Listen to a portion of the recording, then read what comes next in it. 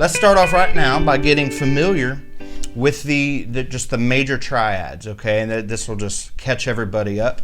Basically, the book version of a major triad is the first note of the scale, the third note, and the fifth note. It's just a chord. So, if you were learning triads, and that's the first thing you heard, it's understandable why you wouldn't go any further than that, okay? Because that sounds pretty boring, doesn't it?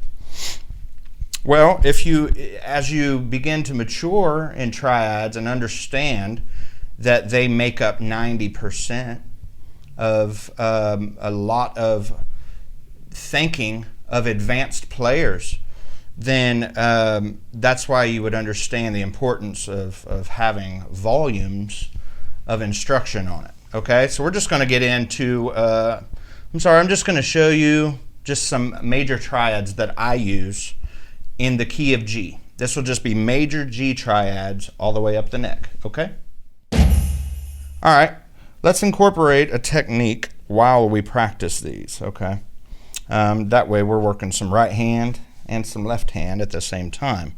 That's what you can always do with something boring, is downstroke, downstroke, upstroke with finger.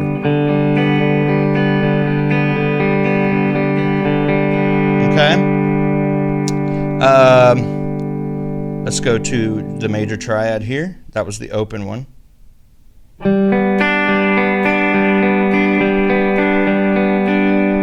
can add some vibrato.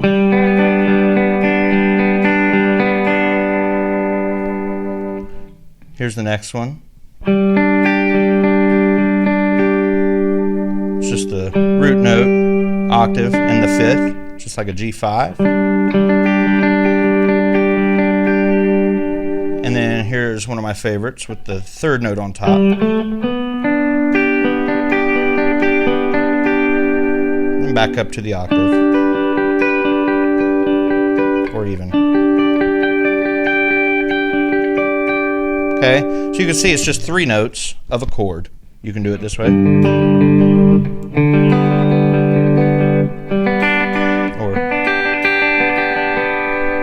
And you can move these around. You can make.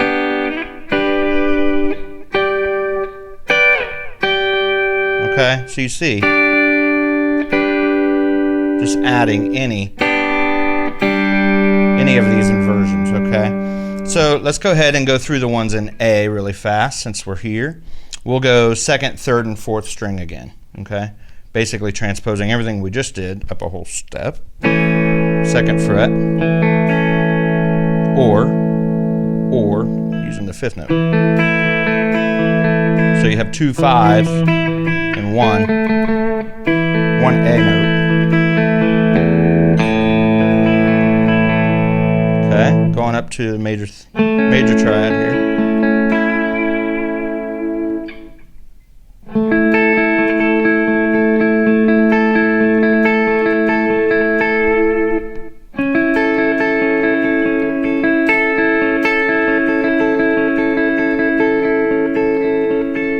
I hope you work on this right hand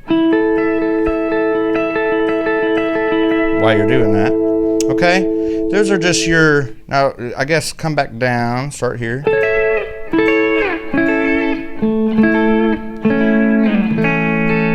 Be a good way to work on it, just up and down like that.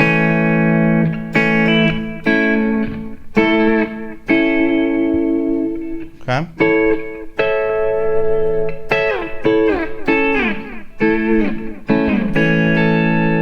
Same thing in G.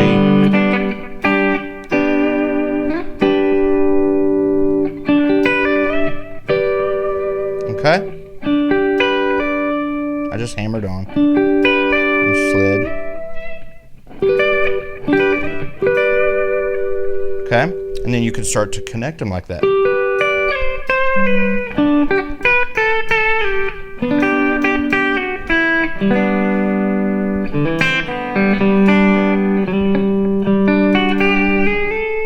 Whoops.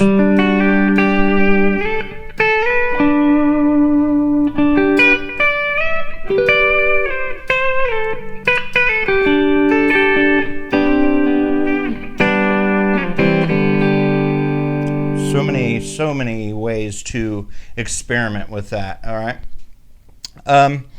I'd say if you're just starting with these, go ahead and just stay right there for a while. Get really familiar with all those shapes, how they move, what they all are, and transpose them in different keys. Okay, those are G and A. The B would be a half step up from, whole step up from A. The C would be a half step up from that. I like the C's. Work on all your major chords, okay? And your triads like that. If you're just starting to learn these, all right, and embrace this new technique. Let's go. I got my notes right here in case I forget anything. But I'd suggest first learn those shapes like that. And those are just, the second, third, and fourth string.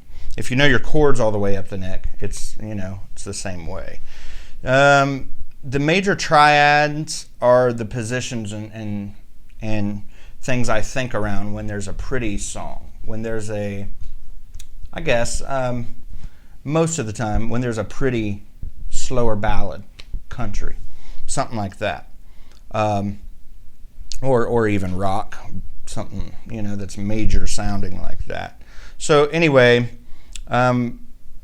let's move on to some of the. Now this is a little different than you might think, so go ahead and review this next section, even if you think you know what I'm going to do. We're going to go over the Mixolydian scale.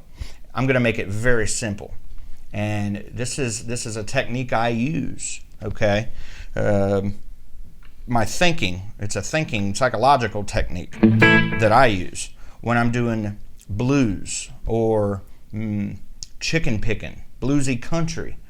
And I'm going to keep saying it in every video. Country is nothing but blues notes mixed with major notes, major scale, minor scale, blues, pentatonics, all that mixed together. The only thing that makes it country is right hand techniques and using two notes, harmony, stuff like that, and triads. All right.